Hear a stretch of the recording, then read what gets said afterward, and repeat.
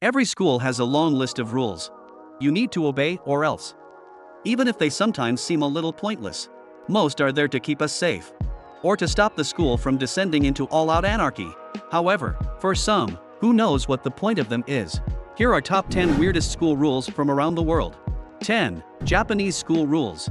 To the outsider, the ultra-strict schools of Japan seem a little harsh, but the Japanese credit their education system as the reason. The country excels in areas like tech and finance. For starters, pupils have to go to school a lot, receiving only a 5-week summer holiday. Many students use that time to work on homework or school projects anyway. It's better than it was, though. Schools used to be open 6 days a week. In 1992, the government said students could have Saturday off as well as Sunday to relax. However, many schools ignore this rule and continue to open on Saturdays. While they're at school, pupils work hard, and I'm not talking about your schoolwork. At the end of the day, children clean the school, including dusting, mopping, cleaning the chalkboard, and scrubbing the bathrooms. Finally, in these turbulent times, where Japan is threatened by North Korean nuclear weapons, even elementary school children have to practice emergency bomb evacuation drills. Number 9. Chinese naps. Staying in the East, we moved to China can improve your memory and school performance. From kindergarten to the oldest kids in the school, the smaller children actually sleep on their desks.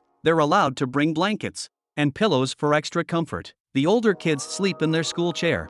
This uncomfortable position can lead to uneven muscle development in children and spinal problems, but I guess learning is more important, and they're already in the classroom, so there's no chance of oversleeping and being late for class. But if you talk in your sleep, get used to your classmates hearing your innermost thoughts. In Jiaogan, this has been taken to the extreme, as reports reveal that some students revising for college exams have been attached to 4 drips to keep their energy levels up. Number 8. No red pens. When I was at school, I got used to seeing my homework covered in red writing when the teacher gave it back to me, usually telling me that I could do better. Students in Cornwall, England, won't get to experience that crushing feeling, as their teachers have been banned from marking work in red. Why? Because, according to the school's head, red is too mean a color, and it's hurting students' feelings. Teachers have been told to mark with green pens. They should also write 2 or 3 positive things, even if the work is terrible. Students have the chance to comment on the teacher's grading by responding in purple ink. I'm guessing at this school an E grade stands for excellent and an F, fantastic. Number 7. Electronic tagging. Electronic tagging. Houston, we have a problem. In the USA, the amount of money a school gets from the state is tied to school attendance. Therefore,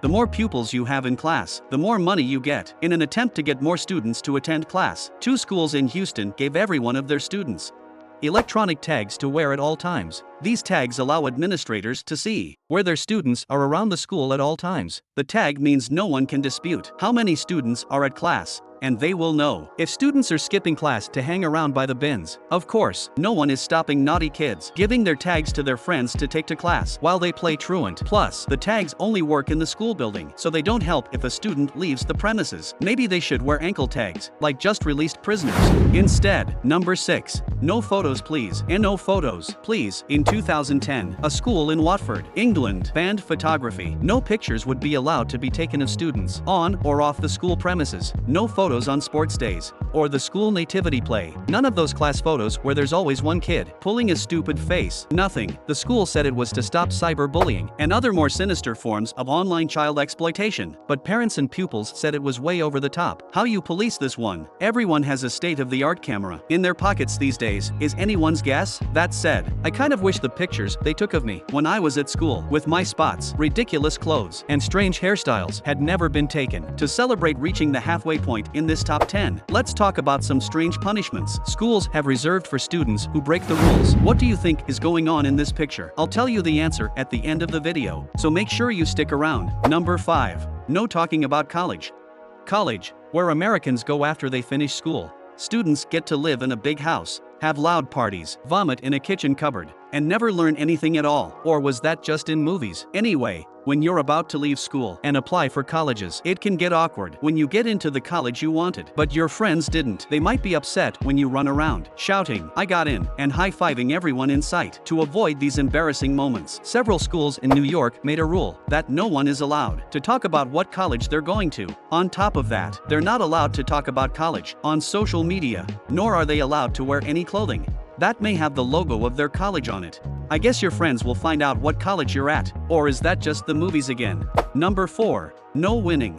Charlie Sheen's gonna hate this one. Talking about not hurting other children's feelings. Some schools in the UK have taken it to its logical conclusion and banned winning altogether. More than half of primary schools in the UK, that's kids 11 and under, have stopped sports days where children actually compete against each other. Instead, they compete in teams, and everyone gets the same prizes regardless of how they do. It's to stop kids from being upset if they don't win, especially if they're not naturally sporty. Not all parents are happy with this. However, saying that learning how to lose gracefully is an important skill to learn. Let's hope they don't let the UK hold the Olympics again. I don't think the world's gold reserves could cope. Number 3. No going to the bathroom during class. No going to the bathroom during class. Alright, this is stupid. If you attend Evergreen Park High School in Chicago, I hope you've got good bladder control. Why? Because the school has a rule that you're only allowed to go to the bathroom during class 3 times a semester. Any more than that, and you have to make up time after school. The principal was concerned that kids were going to the bathroom as an excuse for leaving class and skipping work. You're allowed 3 genuine trips to the bathroom each semester. Once you've used those trips, though, you're just gonna have to hold it in. Parents of the school aren't happy with the rule, especially as they're supposed to be encouraging their kids to drink lots of water, to stay healthy, hydrated and control obesity. Holding it in can also lead to urinary tract infections, which ironically makes you want to go to the bathroom more. Number 2. No BFFs. No BFFs. Back to the UK,